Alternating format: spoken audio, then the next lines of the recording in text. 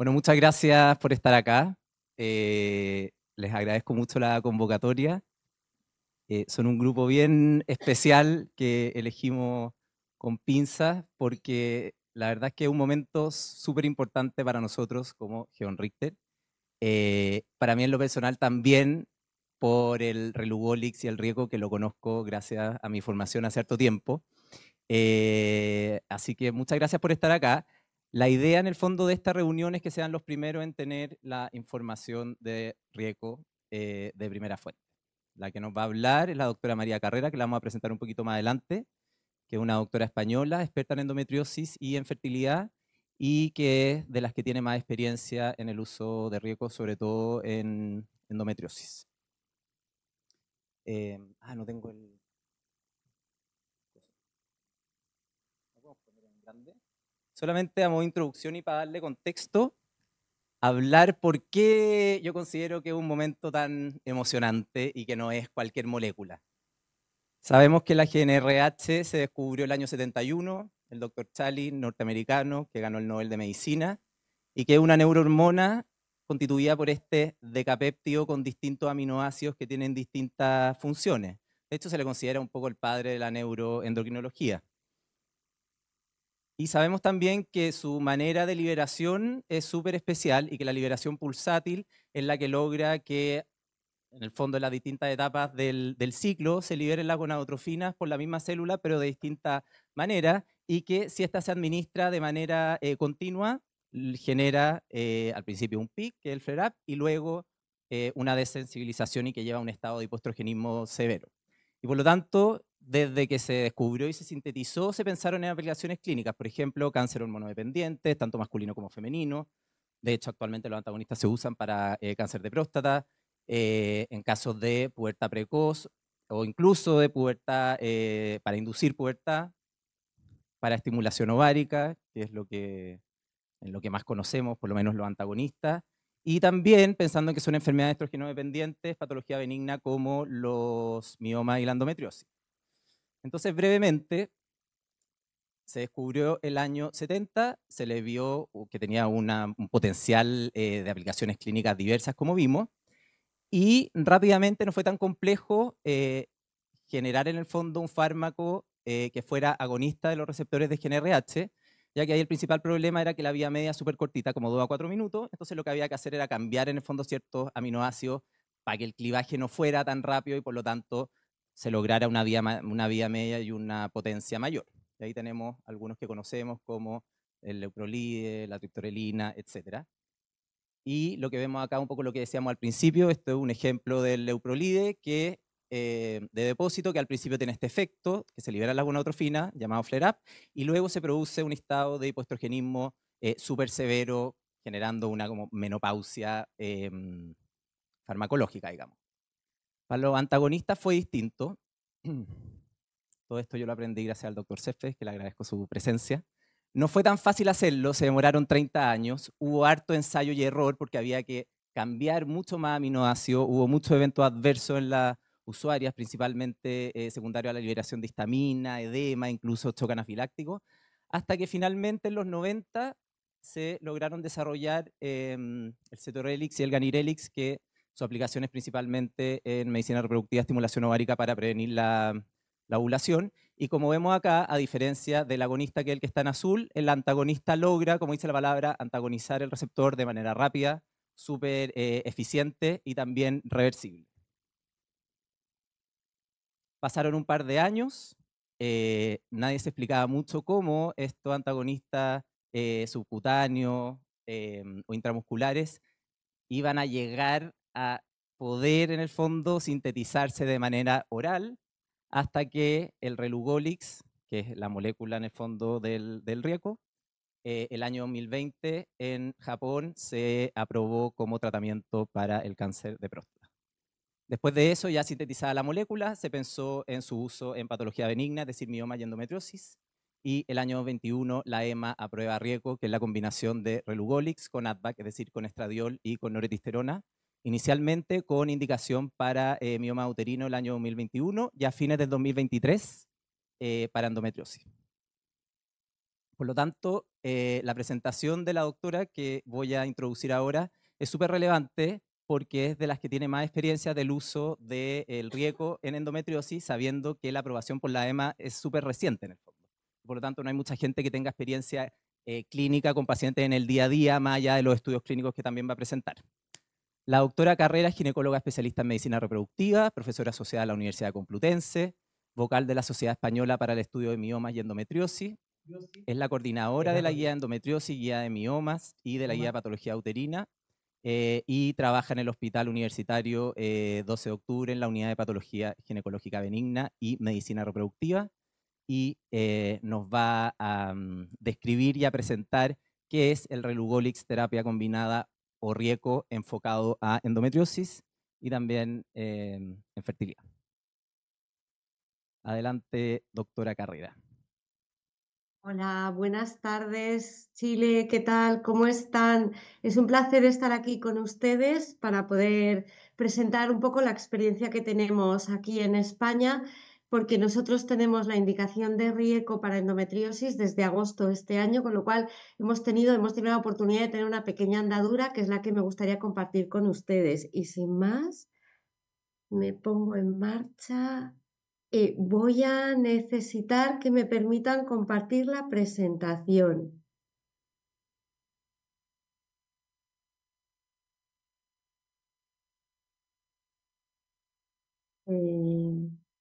Eduardo, perdón. Ahora, perfecto, gracias.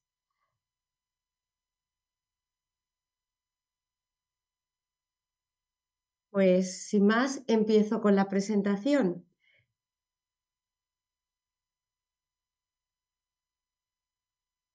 Hay muy poco que sabemos de la endometriosis. Ustedes que son todos expertos en esta enfermedad, saben que hay unas pocas cosas que sí sabemos. En primer lugar, sabemos que 1 de cada 10 mujeres en edad fértil que van a aparecer en nuestras consultas van a padecer endometriosis, lo que nos pone en unas 190 millones de mujeres en todo el mundo, una enfermedad francamente relevante. También sabemos que en general nos retrasamos bastante diagnosticando esta enfermedad. El retraso promedio a nivel mundial, aunque es diferente según los países, está en 7,5 años. A día de hoy sabemos que no conocemos una cura definitiva. También sabemos que entre un 40 y un 50% de nuestras pacientes van a tener infertilidad cuando tengan las que tienen endometriosis. Y sabemos que esto va a suponer un coste muy importante para la sociedad y para los sistemas sanitarios. Como saben, para nosotros a día de hoy la endometriosis constituye un puzzle. Hay un montón de cosas que no sabemos. No sabemos cuál es su prevalencia real. Sabemos que hay casos que son o que cursan de manera sintomática, a lo mejor toda la vida, a lo mejor hasta que aparecen. Desconocemos su etiopatogenia, no sabemos por qué se produce. Desconocemos la historia natural porque además varía en cada paciente y además al intervenir nosotros también modificamos esa historia natural. Evidentemente con todo esto no sabemos hacer un diagnóstico precoz y tampoco sabemos prevenirla. Sí sabemos que hay un desbalance hormonal en la endometriosis. Sabemos que es una enfermedad dependiente de estrógenos y de hecho todos nuestros esfuerzos terapéuticos van siempre encaminados a corregir este desbalance entre estrógenos, ¿no?, y la resistencia que tienen estas pacientes a la progesterona. Y también sabemos que es una enfermedad crónica que va a acompañar a la mujer a lo largo de su vida, desde que es pequeñita. De hecho, hay evidencia de que ya en la etapa neonatal ya está actuando esta enfermedad sobre la paciente, hasta la perimenopausia, incluso algunos casos en la menopausia.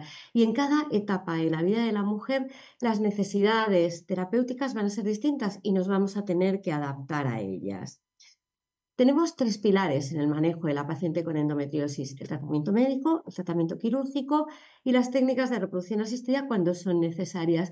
Y sabemos, a día de hoy cada vez tenemos más claro que vamos a tener que combinar estos 3 pilares de manera que en todo momento atendamos a la paciente con sus necesidades, bueno, y sus deseos, que en cada momento van a ser diferentes.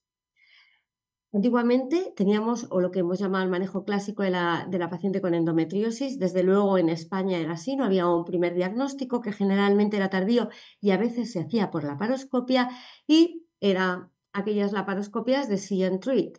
Se hacía una primera cirugía, se ponía un tratamiento médico posoperatorio que funcionaba o no funcionaba o la paciente abandonaba por efectos adversos y eso a veces conllevaba a cirugías repetidas hasta el momento que la paciente deseaba embarazo y entonces y hacíamos una técnica de reproducción asistida con más o menos éxito porque nos encontrábamos en una situación a menudo de baja reserva ovárica. Ya Charles Chaperon, en un artículo muy interesante, nos habla de nuevos escenarios, ¿no? Manejo basado en la cronología de la paciente. A día de hoy podemos hacer un diagnóstico no quirúrgico, las técnicas de imagen han mejorado muchísimo y en muchos casos podemos ver endometriosis que hace años que no veíamos. Y en otras ocasiones lo vamos a tratar solo basado en un diagnóstico de sospecha, ¿no? Basado en la anamnesis y a veces incluso en la exploración de la paciente. En muchos casos vamos a poner un tratamiento médico prolongado. Y en ese periodo de tiempo es posible que le ofrezcamos a la paciente, incluso ella misma nos pida, ¿no?, preservar los ovocitos, vitrificarlos.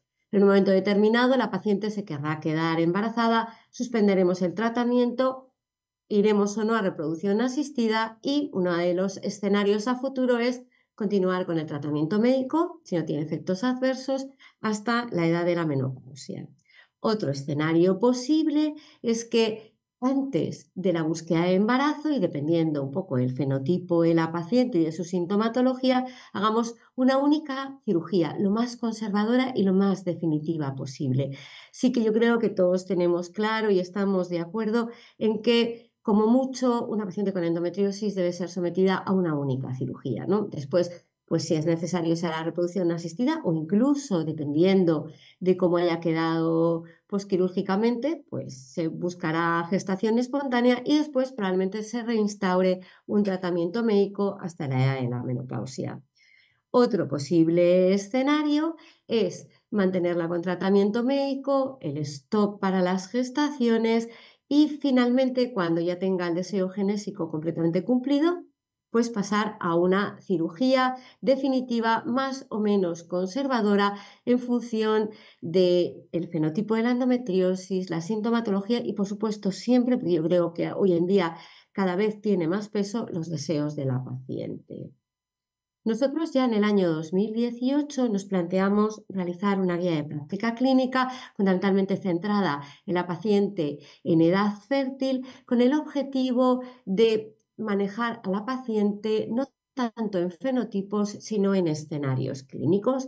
Un poco lo que nos planteamos de tal manera que en su momento dividimos a la paciente según deseara gestación en ese momento o no la fuera a desear, pero tuviera un deseo futuro o ya hubiera cumplido con su deseo genésico, porque nosotros entendíamos que el manejo podía ser completamente distinto y también con los escenarios de si la paciente había probado embarazo y era infértil o ni siquiera lo había probado previamente, porque entendíamos que eran situaciones diferentes y que no se puede obligar a una paciente a ir a una técnica de reproducción asistida o determinado tratamiento si ese no es su deseo en ese momento. Con lo cual, lo que establecimos fue una serie de escenarios clínicos.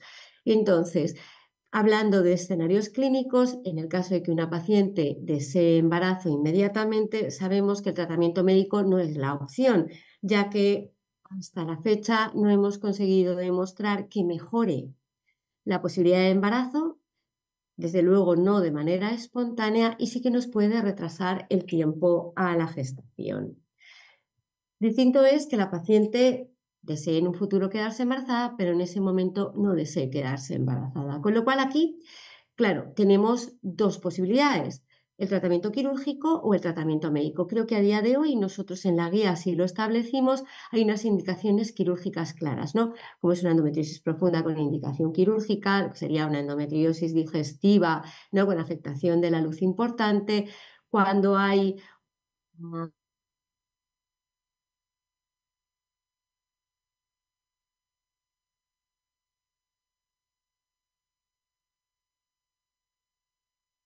casos en los que fracasa el tratamiento médico y no hay una respuesta positiva por parte de la paciente. Aunque, como veremos, tenemos nuevas alternativas terapéuticas para esto. En todas las demás ocasiones, el tratamiento de entrada, y así lo dejamos reflejado en la guía, es el tratamiento médico.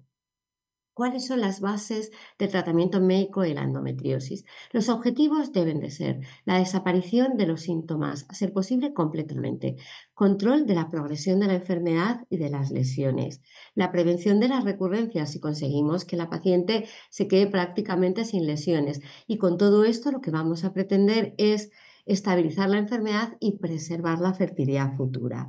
¿Qué cosas tenemos que tener claro? Que el tratamiento a día de hoy no es curativo, que tiene que ser prolongado, probablemente a muy largo plazo, que hay riesgo real de recurrencia si el tratamiento se suspende, que la respuesta va a ser individual, que va a variar según las pacientes, pero que vamos a tener un porcentaje de respuesta alto, bastante por encima del 50%. Siempre debemos de pensar en un tratamiento que sea coste efectiva y escalonarlo en función de cómo vaya respondiendo la paciente y siempre tener en cuenta los valores y preferencias de las pacientes, porque estos tratamientos son a largo plazo, algunos de ellos tienen efectos secundarios, los efectos secundarios no los manifiestan igual todas las pacientes y si nosotros vamos a acompañar a la paciente durante largo tiempo, tenemos que tener todo esto en cuenta. Como saben, no me voy a extender en esta tabla, porque todos ustedes son conocedores de las opciones terapéuticas que tenemos disponibles o que teníamos disponibles hasta el momento actual. Como saben, tenemos una primera línea, que son los antiinflamatorios no esteroideos, que yo creo que son lo que primero aplicamos todo, aunque tenemos que saber que el nivel de evidencia es muy bajo y realmente no hay indicación para su uso en la endometriosis. Después tenemos los anticonceptivos hormonales combinados, que también tienen un bajo nivel de evidencia y tampoco tienen una indicación clara en ficha técnica. Luego tenemos los gestágenos, cuyo nivel de evidencia sí es alto y sí hay indicación en ficha técnica. Lo mismo pasa con los agonistas del GnRH, que todos sabemos las limitaciones que tenemos y ha explicado muy bien el doctor Correa. Y luego se han empezado a abrir paso con algunos estudios los inhibidores del aromatas, que de hecho una de las guías de práctica clínica que voy a comentar a continuación también los incluye, ¿no?, dentro de las indicaciones. Y un poco lo que les comentaba, una vez nosotros hicimos la guía, fuimos a nivel mundial a todas aquellas guías de práctica clínica de endometriosis que estaban publicadas con idea de analizarlas, estudiar un poco su metodología con la herramienta GRI2 y de ellas fuimos seleccionando una serie.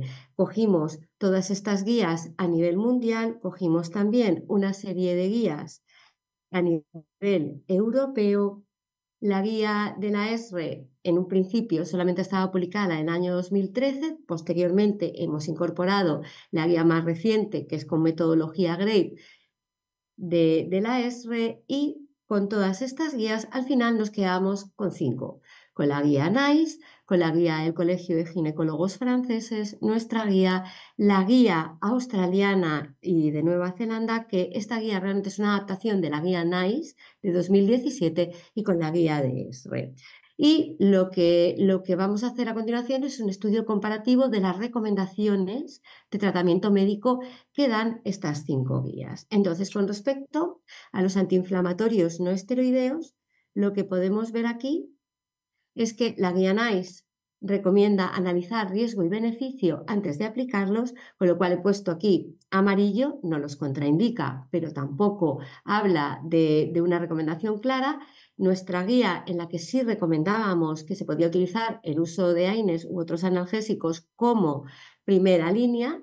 Sin embargo, la guía, por ejemplo, de los ginecólogos franceses no recomendaban el uso de AINES. Con respecto a los australianos y a la guía de ESRE, recomendaban su uso, probar y ver si funcionaban. Vamos con los tratamientos hormonales clásicos, ¿no?, los anticonceptivos, los gestágenos y los agonistas de la GnRH. La guía NICE de 2017 habla de utilizar como primera línea tanto anticonceptivos hormonales como gestágenos y no menciona en exceso los agonistas de la GnRH. Nosotros en la guía sí que pusimos en primera línea tanto unos como otros, anticonceptivos o gestágenos, por igual, y sí que hablábamos de una segunda línea que ocuparían los agonistas de la GnRH, siempre con terapia ADVAC y no más de 6 meses.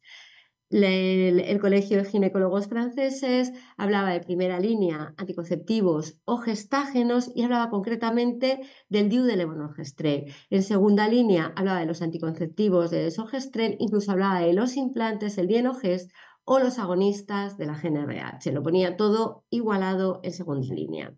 Con respecto a la guía de Australia y Nueva Zelanda, hablan de tratamiento hormonal en general.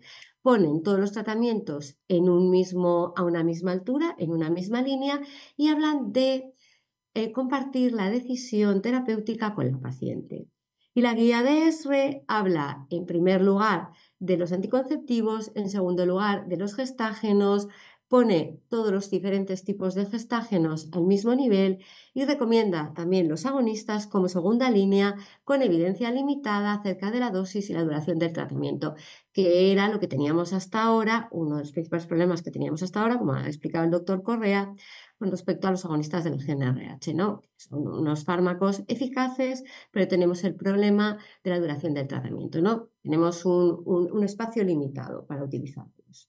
Bueno, y con respecto a los inhibidores de la aromatasa, la única guía que da recomendaciones al respecto es la guía europea de 2022, que habla de utilizarlos en combinación con otro fármaco hormonal en aquellas pacientes con dolor refractario a la primera línea.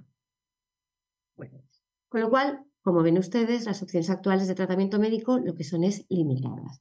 Podemos tener tanto problemas de tolerabilidad como problemas de falta de eficacia, y eso que nos lleva a una disminución clara de la calidad de vida de las pacientes, a un aumento del uso de los analgésicos y en algunos países incluso de analgésicos opioides, y a la realización de cirugías que a menudo son repetidas debido al fracaso de tratamiento médico y bueno, con la situación y condiciones que ustedes muchas veces se encuentran.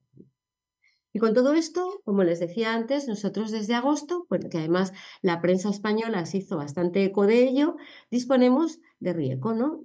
La pastilla que tiene el antagonista oral de la GnRH, Relugolix, en terapia de combinación con un estrógeno y un gestágeno.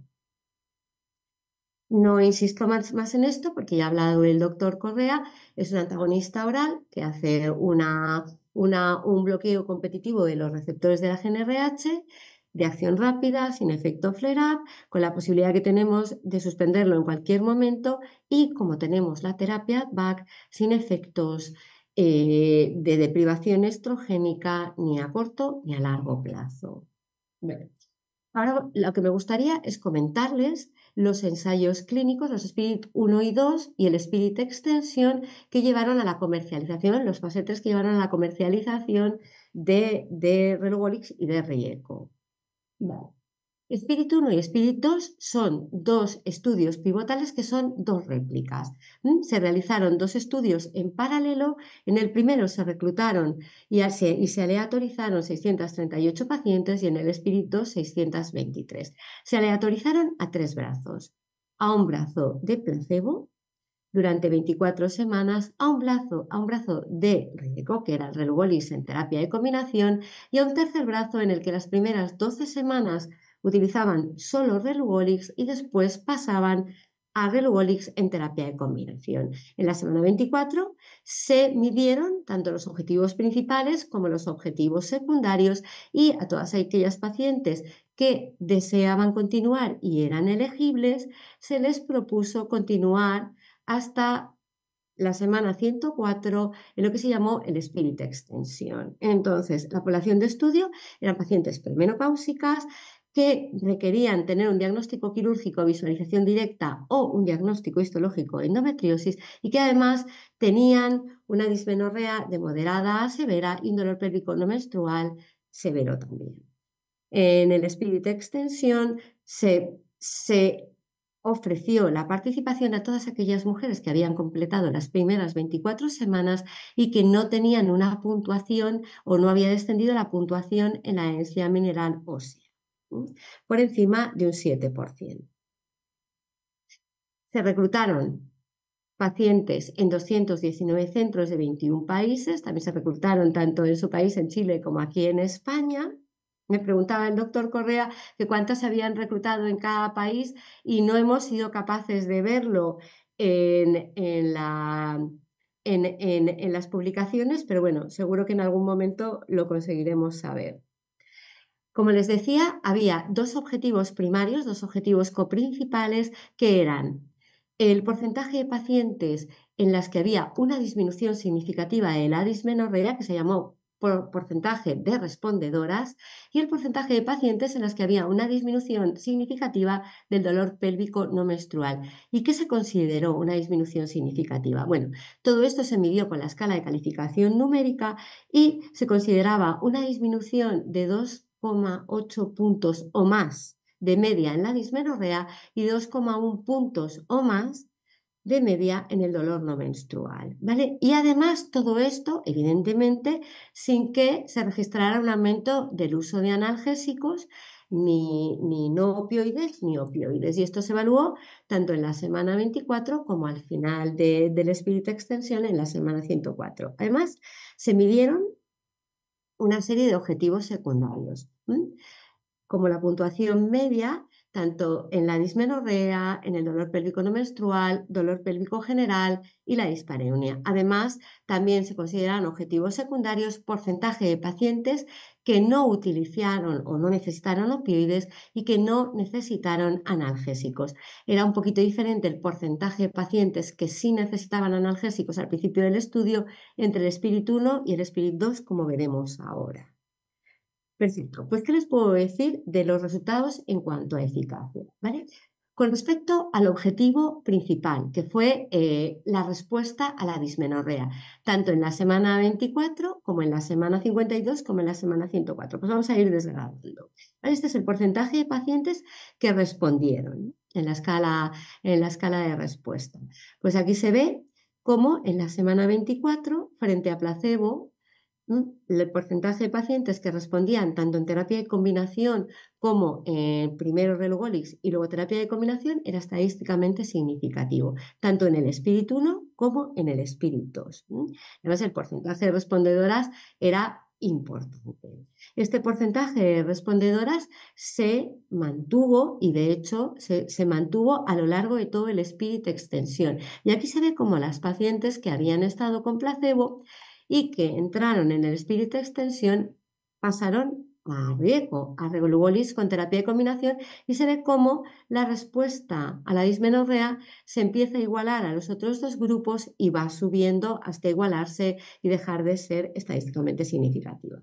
Con respecto a cómo varió la dismenorrea, aquí se ve que empezaron las pacientes con una puntuación de 7-8 y rápidamente en los dos grupos de tratamiento a las 8 semanas ya baja la dismenorrea leve.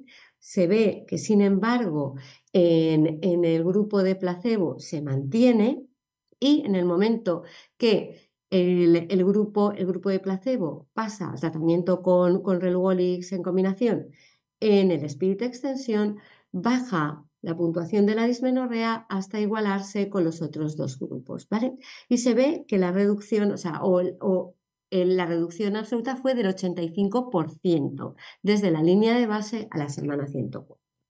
Pues vamos con el segundo objetivo coprincipal, que es el dolor pélvico no menstrual. Bueno, pues aquí vemos algo muy parecido.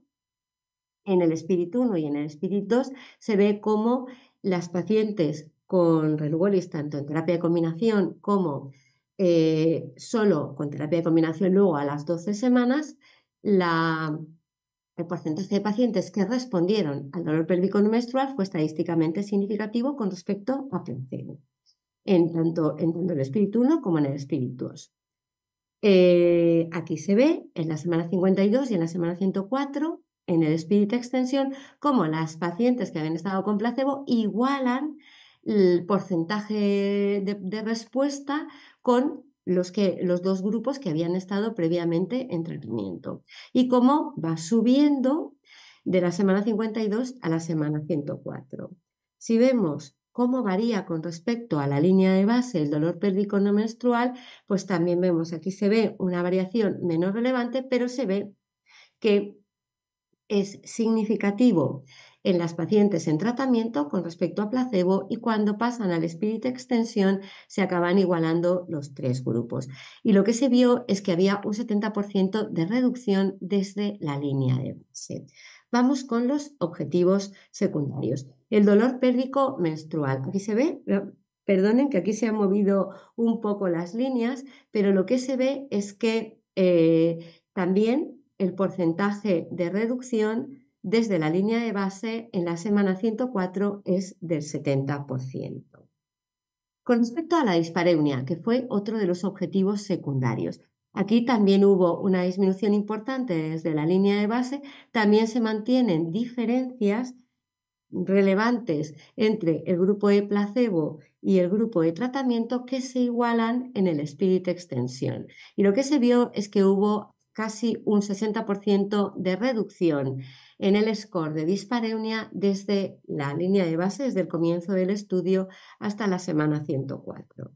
Con respecto al uso de analgésicos, este era el porcentaje de pacientes que no utilizaban analgésicos al inicio del Spirit 1 y del Spirit 2. Esto es la línea de base y se ve cómo en la semana 24, en ambos estudios, en el 1 y en el 2, las diferencias son estadísticamente significativas frente a placebo y frente a la línea de base en los dos grupos de tratamiento. Y en el Spirit Extension se ve cómo los grupos que estaban con placebo igualan el porcentaje de pacientes que no utilizan analgésicos con respecto a los otros grupos, con lo cual aquí se ve que hubo más de un 50% de disminución en la cantidad real de los analgésicos utilizados. Y con respecto a los opioides, evidentemente había menos porcentaje de pacientes que no utilizaban opioides, pero aún así, tanto en el Spirit 1 como en el Spirit 2, sí que se vieron diferencias estadísticamente significativas tanto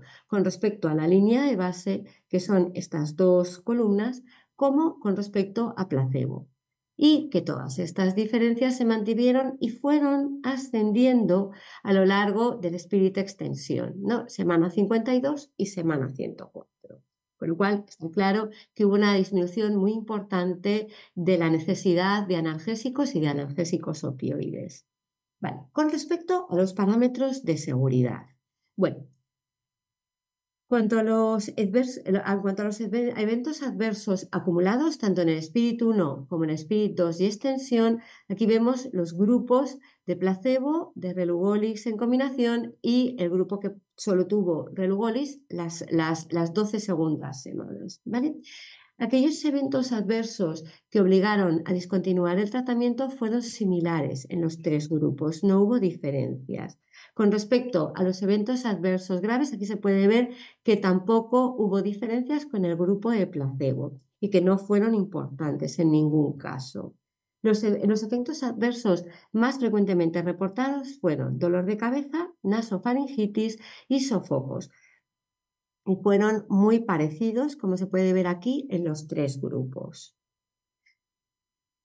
Y es un poquito la conclusión que podemos sacar aquí, ¿no? Que la incidencia de efectos adversos en terapia de combinación fue muy similar a la observada con el placebo.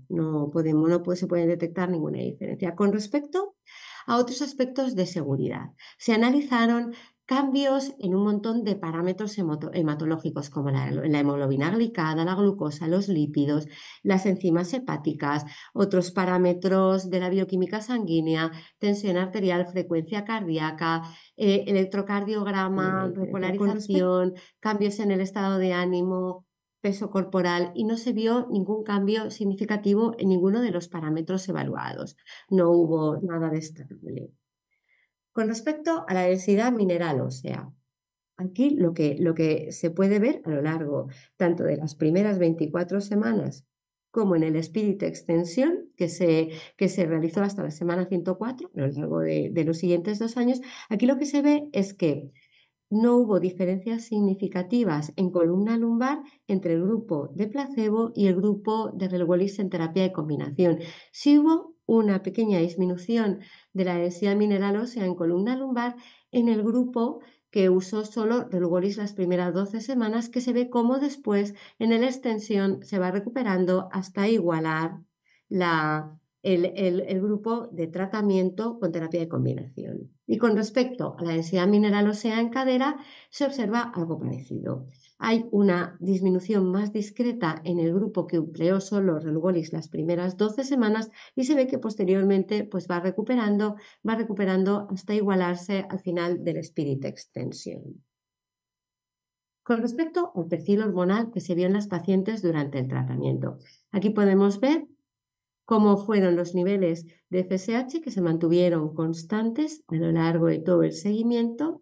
Con respecto a la LH, estuvo baja, no hubo ningún pico ovulatorio que se pudiera detectar en ninguna de las pacientes. Con respecto al estradiol y a la progesterona, luego volveremos brevemente sobre el estradiol, pero lo que se puede ver aquí es que los niveles plasmáticos de estradiol se mantuvieron muy estables y bastante constantes en una franja entre 20 y 50 picogramos, que ese es un poco el umbral terapéutico que se pretendía conseguir. No se vio ninguna ovulación a lo largo del estudio, pero sí que se vio que en el momento que se suspendió Rieco, las pacientes volvieron a ovular antes de 36 días de una vez suspendido el tratamiento y el tiempo promedio a la ovulación fue de 23,5 días. Con lo cual, lo que se ve es que en el momento que se suspende, rápidamente el bloqueo cesa y se reinstauran los ciclos menstruales con normalidad. Esto es lo que les quería comentar del rango terapéutico estrogénico. Esto es lo que puede tener una paciente de endometriosis o con miomas que no está tratada, ¿no? Unos niveles de estradiol variables a lo largo del ciclo menstrual. Lo que se ha visto con el tratamiento con agonistas de la GnRH es una supresión completa, ¿no? Los niveles estrogénicos caen por debajo de 20 picogramos y aparecen todos los síntomas vasomotores, el riesgo de disminución de la masa ósea. Cuando se han visto los niveles hormonales en terapia con antagonista oral de la GnRH en monoterapia, se ha visto que con las dosis bajas, que serían los 100 miligramos de Linzagolix o los 150 de la Golix, pues los niveles terapéuticos o el rango hormonal de estradiol sube en ocasiones hasta 100 picogramos, ¿no? Es variable y sube por encima de este rango terapéutico. Y cuando se utilizan dosis altas, estamos en el mismo escenario que con los agonistas del GnRH. Sin embargo, con Relugolix en terapia de combinación, lo que se ha visto y se vio en los Spirit es que las concentraciones de estradiol plasmático se mantienen en este rango entre 20 y 50 picogramos, que son suficientes como para no tener efectos secundarios derivados de la deprivación hormonal y son lo suficientemente bajos para no tener efectos o sintomatología derivada de la endometriosis, ¿no? Entonces, este sería ese rango terapéutico, ese rango hormonal óptimo en el que es muy interesante mantener a nuestras pacientes. Bueno, y con respecto a las recomendaciones con los antagonistas orales de la GnRH, las guías de práctica clínica, pues la guía ESRE sí lo recoge y dice que aunque la evidencia es limitada, el grupo de desarrollo de la guía recomienda que se prescriban los antagonistas de la GnRH como un fármaco de segunda línea. Y esto es un poco, además, con un nivel de evidencia alto. Perfecto. Entonces, como resumen, ¿qué podríamos decir de Rieco, que es Relugolix en terapia de combinación? Bueno, pues que se consigue o se consiguió, según como hemos visto en los Spirit 1, 2 y extensión, una reducción sostenida en el dolor, tanto en la dismenorrea como en el dolor pélvico no cíclico, la dispareunia y el dolor en general. Una mejoría del score EHP 30, ¿no? Un aumento de las actividades diarias y de la funcionalidad de la paciente. Una reducción en el uso de analgésicos. Una buena tolerabilidad. Una disminución de la densidad mineral ósea muy poco relevante, que fue inferior al 1% y que no progresó en ningún momento en el Spirit Extension. Y no hubo además ningún impacto significativo en todos los parámetros evaluados en estas pacientes.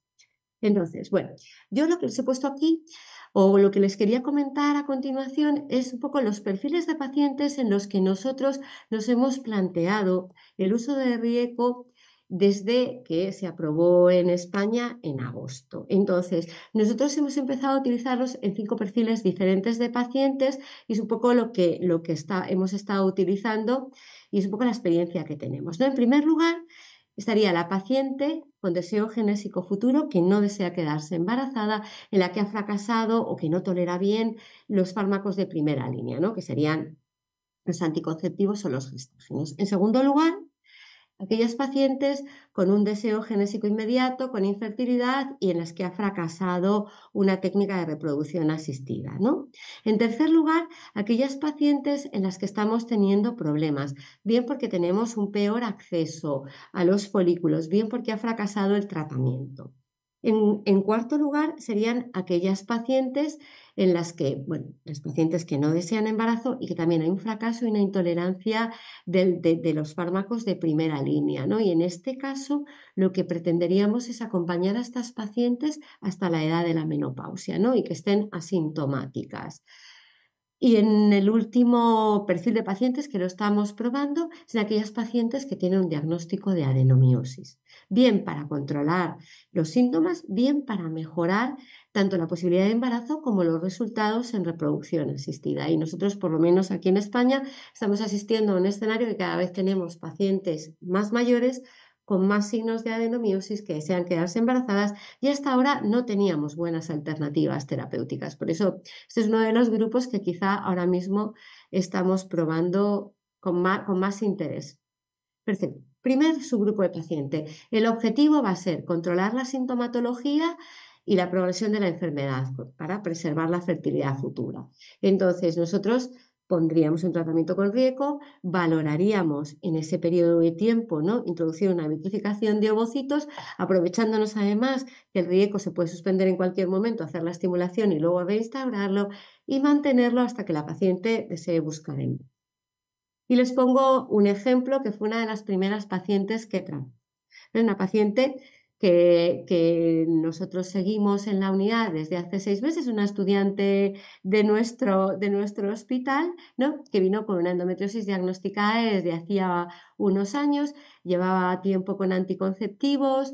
Bueno, ella nos contaba que tenía un quiste en el ovario izquierdo de 4 centímetros, no la habían operado nunca. Ella nos cuenta que le duele, que bueno, que utiliza antiinflamatorios cuando le duele, así sin mucho control. Bueno, que está con terapia con anticonceptivos de forma discontinua y nosotros le hacemos la ecografía y lo que vemos efectivamente es un endometrioma no muy grande en ovario izquierdo. Vemos también algunos signos de endometriosis profunda y le proponemos iniciar el tratamiento con Dienogest. Pero al poquito tiempo vuelve porque tiene sangrados continuos, le duelen las mamas y viene pidiéndonos un cambio de tratamiento. Le planteamos la opción de ponerle un DIU de levonorgestrel y a las 4 semanas de la inserción nos encontramos que la paciente va a urgencias con un cuadro de dolor abdominal, de leucocitosis y tal. Bueno, y al final la guardia de ese día decide retirarle el DIU porque no tenían claro si podía ser una enfermedad periódica inflamatoria, no tenían clara la historia y le quitan el DIU. Con lo cual, nosotros, bueno, nos planteamos la posibilidad de ponerle los agonistas o bien hacer cirugía, ¿no? Y en ese caso, pues hacer primero a lo mejor una vitrificación de ovocitos. Y en ese momento vuelve la paciente porque empieza otra vez el curso y le proponemos el tratamiento con Rieco. Y ahora mismo la tenemos con Rieco, ya le hemos hecho un control y ahora mismo está bien. Bueno, la tenemos de momento con Rieco de manera mantenida y la hemos citado dentro de 3 meses. Y esta sería, bueno, pues una de las indicaciones que nosotros pues estamos probando más porque estamos viendo bastante claro. De hecho, el segundo caso es un caso parecido. Esta es una paciente de 30 años que ha vivido fuera de España, ha vivido en Londres. En Londres le diagnosticaron endometriosis, le hablaron de la paroscopia. Ya saben que la guía NICE habla de cirugía de los endometriomas por encima de 3 centímetros, cosa que nosotros no hacemos tanto en España ahora mismo. Bueno, pues la paciente nos habla de ese dolor, ¿no?, del uso habitual de analgésicos, que le ofrecieron también anticonceptivos, pero que ella no los quiso tomar. Bueno, en España por lo menos hay muchas pacientes o la prensa que tienen los anticonceptivos y en algunos casos los gestágenos no están buenas. Muchas pacientes nos rechazan el tratamiento porque amigas, familiares les han contado que si se hinchan, bueno, hay cierta mística y muchas veces los pacientes nos rechazan el tratamiento. Le hacemos una ecografía, vemos un quiste en el ovario derecho más o menos pequeño, bueno, vemos otros 2 endometriomas más o menos pequeños en el izquierdo, bueno, no vemos signos en ese momento de endometriosis profunda y le proponemos hacer una vitrificación y hacer un tratamiento médico. Entonces, la paciente se lo piensa bastante y de momento nos rechaza la vitrificación de ovocitos, no quiere estimulación ovárica, le dan miedo las hormonas, entonces le proponemos el cambio a gestágenos. Bueno, pues también nos descarta la opción de gestágenos, pero tampoco tienen muy buena prensa. Le da miedo engordar, le da miedo hincharse. Una amiga le ha dicho que ella se deprimió mucho con el uso de gestágenos y entonces le proponemos iniciar el tratamiento con Rieco, que lleva 2 meses con él y de momento la paciente está bien. Ha tenido una disminución progresiva del dolor, está contenta y la tenemos ahí mantenida. El siguiente perfil de paciente es la paciente infértil en la que nos ha fracasado un ciclo de fecundación in vitro y la idea sería poner un pretratamiento para aumentar la posibilidad de éxito de un tratamiento posterior, a la vez que intentamos controlar la sintomatología y la progresión de la enfermedad entre tratamientos de fecundación in vitro. Nosotros en los hospitales públicos tenemos lista de espera entre tratamientos y a veces nos interesa mantener a las pacientes pues con un tratamiento entre ciclo y ciclo, pues para que no haya una progresión de la enfermedad. Y un poco la idea de introducir aquí Rieco sería aquella sustitución que se hizo durante años de los 3 meses de agonistas de la GnRH, que es verdad que hay un metaanálisis reciente que habla de que no hay un beneficio del uso de agonistas de la GnRH antes de los ciclos de fecundación in vitro. Una de las cosas que nosotros nos planteábamos es que eso estuviera causado por el bloqueo tan prolongado que producen los agonistas, que nos incidiría negativamente en la estimulación ovárica, ¿no? Y entonces, a lo mejor el problema venía un poco por ahí. Nosotros una de las cosas que queríamos en el momento que tuviéramos la indicación de Rieco era probarlo en esta indicación y ver si conseguíamos mejorar, sobre todo en aquellas pacientes en las que ya había fracasado, porque si en estas mejorábamos, el siguiente paso sería ponerlo a todas las pacientes que fueran a iniciar la fecundación in vitro, iniciar primero un tratamiento con Rieco con la idea de mejorar los resultados de ENTER. Bueno, ¿y esto cómo lo haríamos? Pues pondríamos Rieco a priori entre 12 y 16 semanas en función de la respuesta clínica y si pudiéramos de la respuesta ecográfica y después o bien hacer un nuevo ciclo o bien una nueva transferencia embrionaria, dependiendo si ya teníamos congelados embriones o no y dependiendo de si nosotros pensábamos que el fracaso podía proceder de los ovocitos o bien de la implantación. Si no tuviera éxito, pues volver a poner Rieco entre ciclo y ciclo y luego volver a empezar. Bueno, pues aquí les paso un caso de una paciente que nos traía locos y que ahora de momento parece que la tenemos controlada. Es una paciente que llegó a principios de año en nuestra unidad con 34 años, con deseo de embarazo, con fracasos previos, una reserva ovárica justa, un factor tubárico que era una clara indicación de fecundación in vitro y una historia anterior de cirugía, de endometriosis, de tratamientos previos, de fracasos previos. La paciente, todos los tratamientos que ha probado, los ha tolerado regular. Además, es una paciente pues, que ha ido cambiando de médico a médico, ha cambiado de unidades, en fin, ha tenido cierta discontinuación de tratamientos. Yo me imagino que ustedes también tienen pacientes de este tipo. Cuando le hacemos la ecografía, bueno, pues vemos un cuadro claramente adherencial de una endometriosis evolucionada, un endometrioma en el ovario izquierdo y una reserva ovárica disminuida. Le hacemos un primer ciclo de fecundación in vitro en 2024. Yo no sé si ustedes cuando hacen las estimulaciones ováricas se encuentran esto, pero nosotros, pacientes con endometriosis que llevan mal la estimulación ovárica, otras ni se enteran. Esta concretamente la llevaba mal. Esto nosotros pensamos que puede estar justificado porque de alguna manera no hay un aumento de tensión en los ovarios que puede hacer que aumente el dolor, ¿no? O incluso si hay fibrosis y hay adherencias, pues todo eso, no ese aumento de tamaño ovárico que se produce durante la estimulación, pues puede provocar este aumento de dolor. Con lo cual, la paciente ya toleró mal la estimulación ovárica y conseguimos hacer la punción, recuperamos 4 ovocitos y conseguimos 2 embriones.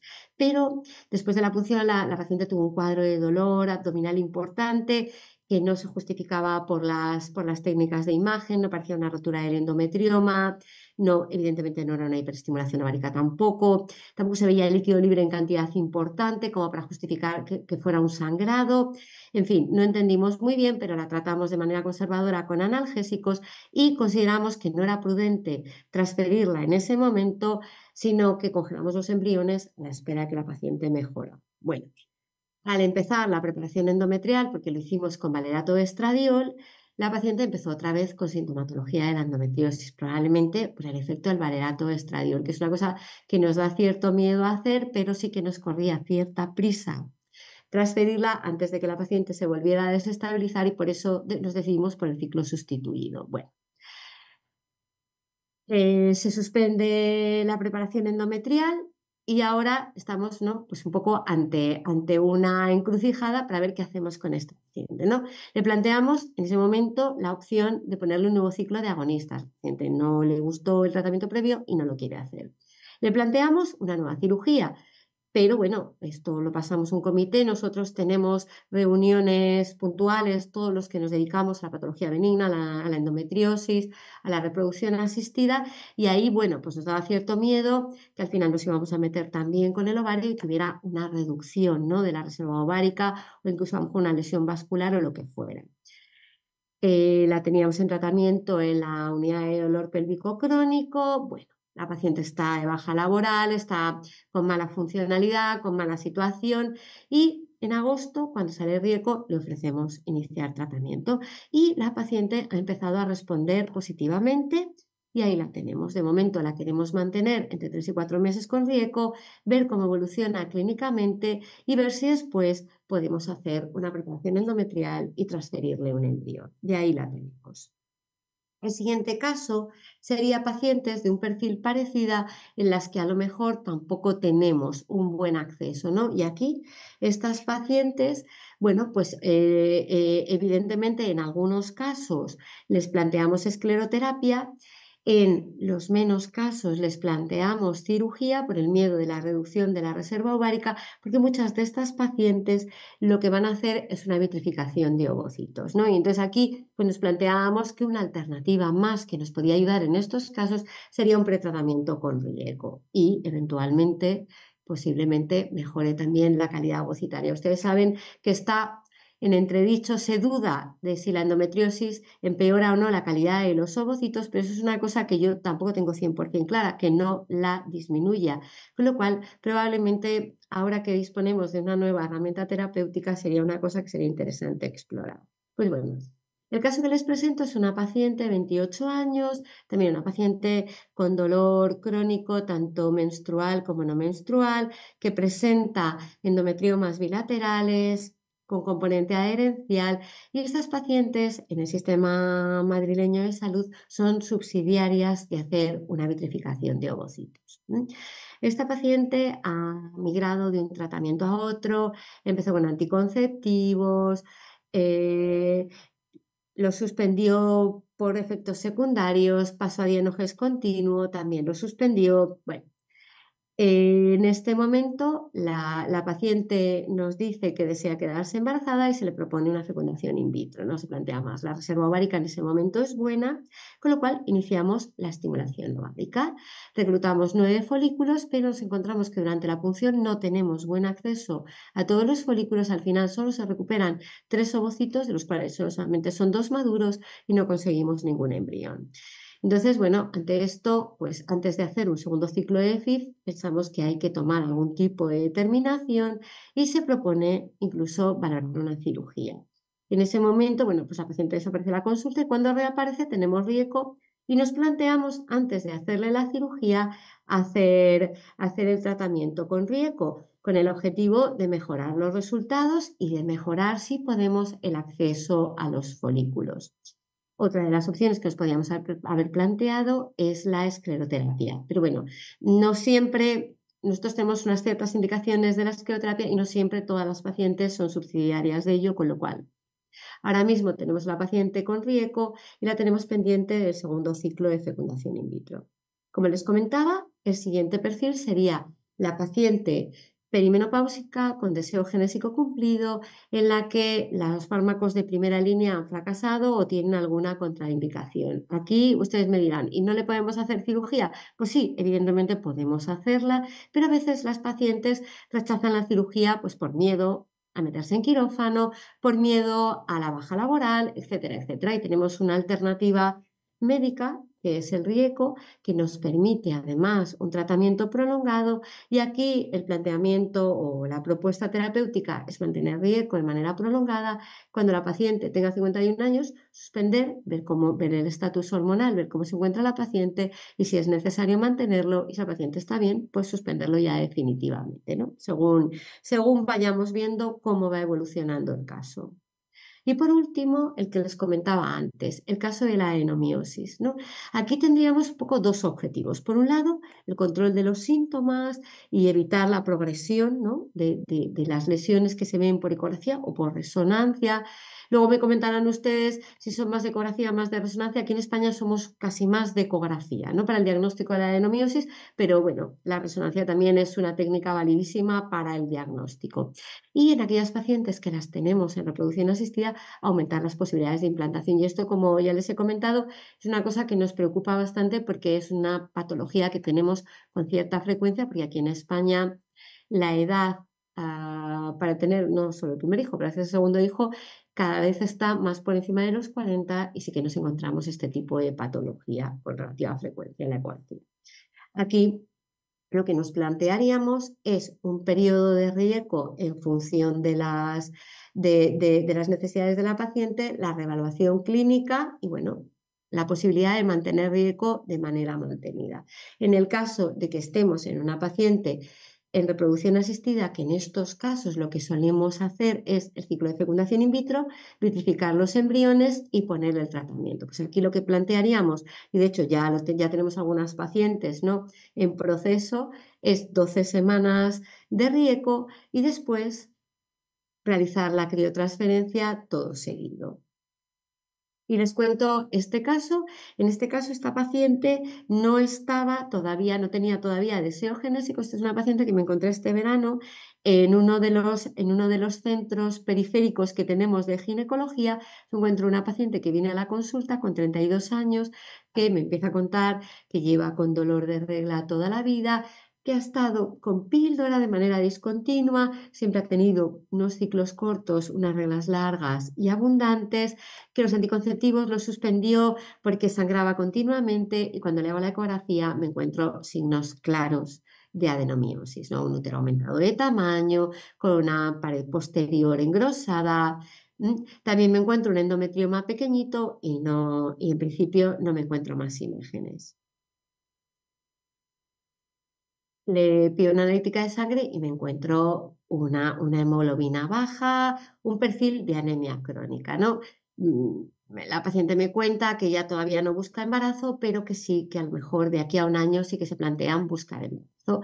Entonces, lo que le planteo es que iniciemos el tratamiento con riesgo de manera continua y que la vayamos reevaluando. Le pongo también tratamiento con hierro, un poco como se hace con los miomas, con la idea de mantener a la paciente asintomática, recuperar la hemoglobina y mantenerla bien, sin dolor y sin sangrados. La citamos al mes y medio y vimos cómo iba recuperando todo y cómo la paciente se encontraba bien. Y la idea es esa, mantenerla con riesgo hasta que la paciente diga que desea buscar embarazo, y a partir de ahí reevaluar tanto ecográficamente como a la paciente, ver si consigue embarazo espontáneo o ver si hay que hacer algún otro tipo de planteamiento. Y en principio esto es lo que yo quería compartir con ustedes. Les agradezco muchísimo la atención.